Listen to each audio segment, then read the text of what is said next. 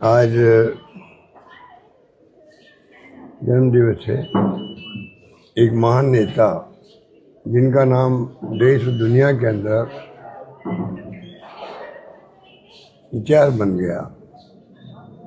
जिस प्रकार उन्होंने देश की एकता के लिए, देश की अखंडता के लिए जो अपने प्राण त्याग दिए, शहीद हो गए देश के लिए, उनको देश कभी भूल नहीं सकता। एक महान नेता थी जिसने पाकिस्तान के 2 टुकड़े कर दिए, भूगोल बदल दिया उपमहाद्वीप का और बांग्लादेश का निर्माण कर दिया। एक ऐसा इतिहास जब 90,000 से अधिक सैनिकों को, कर्नल जनरल को सरेंडर करवा के हिंदुस्तान में लाना, दुनिया के इतिहास में कभी ऐसा संभव नहीं हुआ। लगभग 1 लाख लोगों को आप अरेस्ट करके सरेंडर करके लिया हो आप इंडिया में, वो भी एक अलग माहौल था। मुझे जो सुबह के मिला कि मैं उस वक्त में गया था बांग्लादेश बॉर्डर पर, वहाँ पे शरणार्थी 1 करोड़ आ गए थे इंडिया में, तो उनकी सेवा करने का हमें भी अवसर मिला था बचपन में। तो इसलिए मैं तो ज़्यादा भावनात्मक रूप से जुड़ा हुआ हूँ। तो इंदिरा जी ने जो काम किए, गरीब हटाओ की बात भी करी, सब कुछ देश के गरीबों की मसीहा के रूप में पहचान बनाई। वो आज हमारे बीच में नहीं है, पर आज भी आवश्यकता नई पीढ़ी को, जिनको ये जो सत्ता में बैठे हुए लोग हैं, जिनका कोई यकीन नहीं है लोकतंत्र में, ये जिस प्रकार से शासन कर रहे हैं, देश की दिशा में जा रहा है, कोई नहीं जानता। ध्रुवीकरण करके जाति के नाम पे, धर्म के नाम पे राजनीति करोगे तो आप चुनाव जीत सकते हो, परंतु देश को एक अखंड रखने के लिए आपकी भूमिका जो है वो हमेशा क्वेश्चन मार्क रहेगी।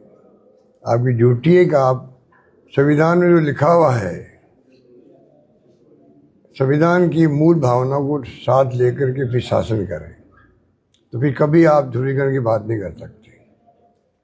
इसलिए इस मौके पर हम लोग सब इकट्ठे हुए यहाँ पर। आज भी लोगों में जज्बा है उनके नाम के प्रति। हम सब संकल्प करेंगे कि आने वाले वक्त में इंदिरा जी व जो कांग्रेस की नीतियाँ, जो सिद्धांत हैं और कार्यक्रम है, उसको हम लोग आगे बढ़ाएं, नई पीढ़ी तक पहुँचाएँ। नई पीढ़ी तक पहुँचाना आवश्यक है, क्योंकि जिस प्रकार इतिहास कोई कमज़ोर करना चाहते हैं, तोड़ रहे मरोड़ रहे हैं बीजेपी वाले, ये खतरनाक खेल है। नई पीढ़ी को मालूम पड़ना चाहिए कि हमारा सुनहरा इतिहास जो फ्रीडम मूवमेंट में त्याग का बलिदान का रहा था, उसको हम लोग आधार बना के देश की सेवा करने में संकल्प करें, ये हमारी भावना होनी चाहिए। सर, आप लोग एसआईआर को लेकर लगातार सवाल उठा रहे थे। एसआईआर को लेकर कल जो जयपुर का जो वीडियो सामने आया है, जिसमें लोग साफ तौर पर महिला बीएलओ से कह रहे हैं कि आप हमारे घर नहीं आई हैं, आप नाम काट रही हैं, मार्किंग की जा रही है एक विशेष तबके के लोगों के नाम के आगे, परिवार के आगे, उस पर क्या कहना है? देखिए, ये तो एक बहुत बड़ा इश्यू बना हुआ है और सबसे ज़्यादा इसमें निर्वाचन आयोग जो है उसकी गलती है, उसकी गलती है। अगर ये एसआईआर जो है तमाम देश की पॉलिटिकल पार्टियों को बुला के बात करते हैं कि हमारी मंशा ये है कि जो लिस्ट बने हमारी चुनाव की, इलेक्टोरल बने, वो बिल्कुल ट्रांसपेरेंट हो, कोई फर्जी नाम उसमें नहीं हो और असली नाम छूटे नहीं उसके अंदर। ये हमारी मंशा है। अगर ये मंशा वास्तव में होती है उनकी, तो फिर वो सबको विश्वास में लेते हैं। बिना विश्वास में लिए हुए जब राहुल गांधी जी ने कहा भाई ये हमारे पास रिपोर्ट आई है कि 1,02,50 वोट फर्जी जुड़ गए हैं, तब से ही शुरुआत हुई है। राहुल गांधी जी ने इतनी मेहनत करी है, 2-3 बार प्रेस कॉन्फ्रेंस करी, बताया भाई किस प्रकार से ये फर्जी वोट जुड़ रहे, असली वोट कट रहे हैं। तो चुनाव आयोग की ड्यूटी क्या थी? सिर्फ ये थी भी आप हमें लिस्ट दे दीजिए, हम इसकी जांच करवा लें, और कुछ नहीं करना था उनको। जांच करने के बाद में 15 दिन महीने पर बाद बताते था ये हमने जांच करी है, इसमें ये बात आपने ठीक बोली है, इसमें हमने पता कर लिया, इसमें कोई गलती नहीं है। स्पष्ट रहता उनकी नीयत शुरू से ही खराब है। वो मिली भगत है बीजेपी से और सरकार से, जानबूझ के कंट्रोवर्सी पैदा कर रहे हैं जानबूझ करके। अब ऐसा माहौल बना दिया देश के अंदर कि चुनाव आयोग पे ही लोगों को संदेह होने लग गया है। क्या लोग और ये अगर संदेह होने लग गया है तो ये जो काम कर रहे हैं BLA और BLO, इनको तकलीफ आ रही है। जो आप बता रहे हो ये प्रॉब्लम पूरे मुल्क में रहेगी, जहाँ 12 राज्यों में चुनाव ये हो रहा है, SIR सब जगह से रिपोर्ट आ रही है, तो ये जरूरत नहीं इसकी। अब एक आत्महत्या हो गई, पूरे देश भर में 3 होगी, 3 सुसाइड होगी, राजस्थान में 3 हो गई, राजस्थान, मध्य प्रदेश और दूसरी जगह। मैं भी एक कह रहा हूँ ना, एक हो गई और सोशल मीडिया में वाले 20 हो गए, वहाँ मर गए लोग, बंगाल के अंदर 20 लोग मर गए। अब 3 की बात कर रहे हो। अब क्या स्थिति बनी, क्यों मरे मुझे नहीं मालूम। मीडिया में जो आ रहा है कि बंगाल में 20 लोग मर चुके हैं, तो कहने का मतलब ये स्थिति क्यों बनी देश के अंदर? ये चुनाव आयोग की बेवकूफ़ी से बनी है। ये कहते हुए मैं संकोच नहीं होना चाहिए। क्या खास तबके को टारगेट करके लोगों के नाम अभी तो जब पूरा हो जाए तो मालूम पड़ेगा ना। अभी तो डाउट यही है, जिस प्रकार उनका रवैया है उसे लगता है कि इनकी नीति ठीक नहीं है, सरकार से मिली भगत से काम कर रहे हैं। वो तो लगता है ना, चीफ इलेक्शन कमिश्नर के जो व्यवहार है नेता प्रतिपक्ष के साथ में, विपक्ष के साथ में, उससे लगता है कि ये व्यवहार आज तक कभी देखा नहीं हमने। तो आज तक जो है इतिहास के अंदर कोई अधिकारी हो, छोटा हो या बड़ा हो, कोई शिकायत होती है वो जांच करवाता है। कलेक्टर भी क्यों नहीं है मान लीजिए, या कोई अधिकारी है सरकारी, उसका काम क्या होता है? कोई आयोग भी है, कोई गए एप्लीकेशन दी, फैसला उनको करना होता है। तब क्या तकलीफ दिया आपको, आप कहते आप एफिडेविट दो। इस प्रकार क्वेश्चन खड़े कर दिए, अनावश्यक जो है ऐसा माहौल बन गया है देश के अंदर कि लोग घबराने लगे, पता नहीं हमारा नाम कहीं कट नहीं जाए।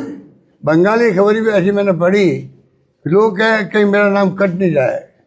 अब ये पता नहीं ये भय का माहौल क्यों बनाया गया है।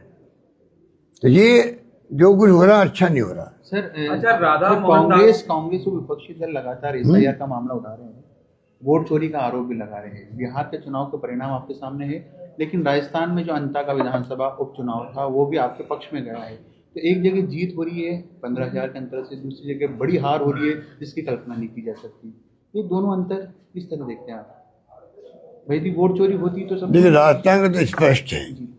आज आप किसी गांव में चले जाओ राजस्थान के अंदर, किसी गांव में कह रहा हूँ आपको एक ही बात मिलेगी। पिछली गवर्नमेंट की जो योजनाएं थी वो बहुत शानदार योजनाएं थी, लाभ मिल रहा था। आज वो सब वंचित हो रहे हैं। हमारी स्कीमों को या तो कमजोर कर दिया गया, बंद कर दिया गया। और हमारी स्कीमों की चर्चा आज पूरे मुल्क के हर राज्य में हो रही है। आप जाइए बाहर, सुनिए आप, उनको मालूम राजस्थान में क्या योजना चली थी, जिसमें विशेष रूप से 25 लाख का बीमा जो था स्वास्थ्य का, उसको तो कोई पता नहीं क्या क्या लोग उस पर कॉमेंट करते हैं, इतनी अच्छी योजना थी। बाकी भी जो योजना थी सबको कमजोर कर दिया, बंद कर दिया। अब बात है बिहार की। बिहार में जो हालात बने हैं, जिस प्रकार से इन्होंने कैंपेन किया वहाँ पर, जिस पर SIR करी अचानक की, क्या जरूरत थी 1 महीना पहले SIR करने की? सुप्रीम कोर्ट आदेश दे रहा, आप उनको परवाह नहीं कर रहे हो। आज ये केस SIR का सुप्रीम कोर्ट में पेंडिंग है, सुनवाई हो रही है, और आपने 12 राज्यों में घोषणा कर दी। ये तमाम बातें इसीलिए संदेह पैदा करती है कि उनका व्यवहार अच्छा नहीं है, निष्पक्ष नहीं है। और चुनाव जो हुए वहाँ पे धनबल के आधार पे हुए। आप बताइए, राजस्थान में जैसे चुनाव शुरू हुए थे और इमीडिएटली हमारे मोबाइल फंड बांट रहे थे हम लोग महिलाओं को, बजट 2022 की घोषणा थी। वो बजट चुनाव तो है दिसंबर 23 में, वो घोषणा थी मार्च 22 की, जब बजट पेश किया मैंने मोबाइल फंड बांटने की 1 करोड़ 25 लाख महिलाओं को। 30-40 फंड मुश्किल से बांट पाए, चुनाव घोषणा होते ही रोक दिया गया उसको। इवन जो पेंशन थी बुजुर्गों की, विधवाओं की, निसज्जनों की, वो रोक दी गई, अन्नपूर्णा योजना रोक दी गई, मतलब कहना मैंने सब कुछ रोक दिया गया। और बिहार में उल्टा किया गया, बिहार में चुनाव चल रहे हैं, ऐसा कभी हुआ आज तक? चुनाव चल रहे हैं, कैंपेन चल रहा है, पोलिंग दिन आने वाला है, एक दिन पहले तक वहाँ पर पेंशन नहीं बढ़ती गई। जो पेंशन 400 रुपये थी वहाँ, उसको 1100 रुपये कर दी गई, और वो पेंशन बढ़ती गई है 1100 रुपये करने के बाद में। और भी वहाँ कई तरह की योजना, में नाम मुझे पता नहीं, उन तमाम में जो पैसा गया है, 2,500 रुपये गए, पता नहीं क्या गया, वो तमाम पैसा चुनाव चल रहा है और उनके खातों में जा रहा है। 10,000 रुपये महिलाओं को, 10,000 रुपये किसे कहते हैं एक महिलाओं को? चुनाव कल है, वोटिंग पोलिंग कल है, आज मेरे खाते में 10,000 आएंगे तो क्या होगा? इसका मतलब आप चुनाव में जो पैसा बढ़ता है कैश, आपने कैश की बजाय सरकारी पैसे को आपने उनके खातों में डाल दिया वोट लेने के लिए। यही हुआ, आरोप लगा है। एक खतरनाक खेल नहीं तो क्या है? अगर हम भी देशवासी नहीं समझेंगे, तकलीफ आएगा, पूरा मुल्क तकलीफ आएगा। लेकिन ये जो आरोप आप लगा रहे हैं, इसके पीछे कानून भी तो होगा, कानून का सहारा कांग्रेस पार्टी विपक्ष। कानून तो ये है कि ये नहीं होना चाहिए। तो आप कानून ये है कि इलेक्शन कमीशन को रोक लगानी चाहिए थी, जैसे राजस्थान में लगाई, क्यों नहीं लगाई वहां पर? तो स्थिति ऐसी है कि पूरे मुल्क को सबको सोचना पड़ेगा, मतदाताओं भाई हो क्या रहा हमारे साथ में, अन्याय है। तो इलेक्शन कमिश्नर ने यदि रोक नहीं कहाँ लगे रोक? तो क्या हम सुप्रीम कोर्ट या किसी कोर्ट का सहारा नहीं ले? वो तो अलग बात है, चुनाव कल निपटे हैं, पर जो ये हकीकत बता रहा हूँ मैं आपको, ये तो फैक्चुअल स्थिति है, आपको तथ्य बता रहा हूँ भाई, ऐसा हुआ वहाँ पर। बीजेपी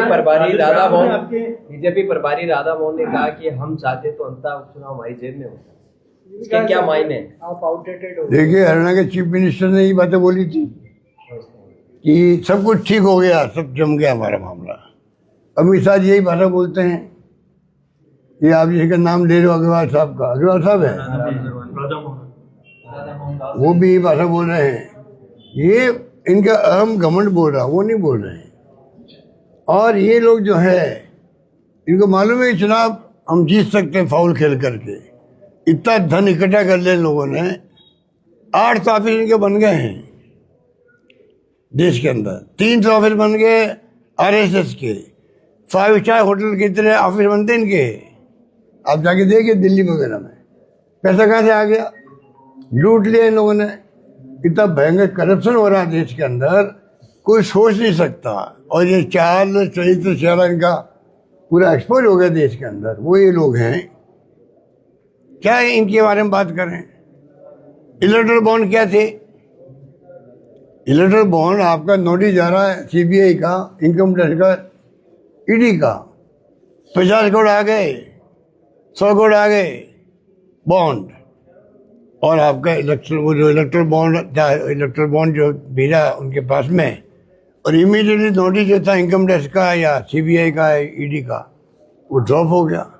ये खुला नंगा खेल खेल रहे देश के अंदर, खेल खेल रहे देश के अंदर। राहुल गांधी अकेला क्या करेगा?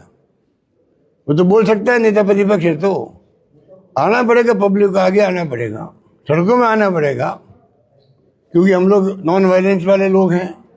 ये लोग तो वायलेंस विश्वास करते हैं, इनका विश्वास हिंसा में है, हमारा विश्वास अहिंसा में है। ये हमारा तरीका अलग है। न्यूज़ बनती हिंसा करो तो न्यूज़ बनती है। इनके जो तरीका मीडिया वालों का भी है ना, यही है, हिंसा होगी तो न्यूज़ बनेगी। शांति से मीटिंग समाप्त हो जाएगी, मीटिंग नहीं बनेगी। मीटिंग में कौन क्या बोल गया, बाल की खाल निकाल के न्यूज़ बनवाओगे तुम लोगों। सर आपने बिहार रिजल्ट को लेकर कहा था कि वहां पर वोटरों को हाईजैक किया गया। बीजेपी का कहना है कि वोटर हाईजैक नहीं हुए हैं, आपके जो 6 विधायक जीते हैं वो सब शामिल होने जा रहे हैं, JDU में शामिल होने जा रहे हैं। अभी खबर तो आप दे रहे हो, मुझे पता नहीं, ये राधा मोहन दास अग्रवाल ने कल मैंने कहा ना आपको, मुझे जानकारी में क्यों। लेकिन ये अपने जो बिहार चुनाव का परिणाम आया, उसके बाद झारखंड मुक्ति मोर्चा की तरफ से भी उनके जो प्रवक्ता है, उनके पदाधिकारी, उन्होंने कहा है कि अब हम आगे कांग्रेस और रजत से सहयोगी के तौर पे गठबंधन रखे नहीं रखे, इसके ऊपर पुनः विचार करें। देखिए, इस बारे में कोई कमेंट नहीं कर सकते। ये काम सब पार्टियों हाईकमांड होता है, वो तय करता है। देखते हैं क्या होता है। सर, भारत जोड़ो यात्रा की उसके बाद में भी वोट चोरी हुई और बिहार से सत्ता थी। क्या लगता है हिंसा आंदोलन करेगी कांग्रेस देश भर के अब अंदर? देखिए हाईकमान ने फैसला किया परसों मीटिंग हुई है वहाँ पर कांग्रेस प्रेसिडेंट राहुल जी, और कल जो फैसला सुनाया आपको मिस्टर वेणुगोपाल ने कि भाई हमने तय किया कि पहला वीक जो है दिसंबर में उसमें रामलीला मैदान में रैली होगी। इधर 1 तारीख की तो पार्लियामेंट शुरू हो रही है और फर्स्ट वीक में रैली हो रही है। रैली ऐसा ही कोई हो रही है ना, उसमें तो देखते हैं उसमें क्या क्या फैसला कर। सर, आपका भी लंबा तजुर्बा है, कुछ लोगों की राय है, कल बैठक में भी कहा कि चुनाव का बाइकाट होना चाहिए जब तक ईवीएम से होंगे। अब देखिए तो रैली होने दीजिए, वहाँ रामलीला मैदान में रैली होने दीजिए। ये फैसले तो ऐसा कुछ बिना सोचे समझे हो नहीं सकते ना। ये ऐसे फैसले होते हैं जहाँ पर जितने विपक्ष हैं, क्योंकि पहले मोदी जी कहते थे कांग्रेस मुक्त भारत की बात करते थे, अब कांग्रेस मुक्त भारत की बात की बजाय कांग्रेस मुक्त विपक्ष की बात करने लग गए। ये खतरनाक खेल चल रहा देश के अंदर, इसको हमको समझना पड़ेगा। और मैं मीडिया से अपील करना चाहूँगा, जो ये मुख्य धारा का मीडिया है, अब तो अपनी अंतरालों पूछे कि देश में होगा क्या, डेमोक्रेसी कैसे बचेगी। उनको अपना जो संबंध है बीजेपी से या सत्ता पक्ष से, पीएमओ से जो खबरें आती हैं उनको लाइन दी जाती है, पंच लाइन क्या बनेगी, कौन सी न्यूज़ आएगी, कौन सा आपको न्यूज़ को हाईलाइट करना है, कौन सी नहीं करनी है, सर फैसला पीएमओ करता है। मुझे कहते हुए कोई संकोच नहीं है। और ये सब मीडिया वाले जानते हैं कि वास्तव में कहाँ से खबरें आ रही है। कृपया करके देश के हित में आप लोग आगे आओ, वरना इतिहास आपको माफ नहीं करेगा। नमस्कार, जय हिंद। आपका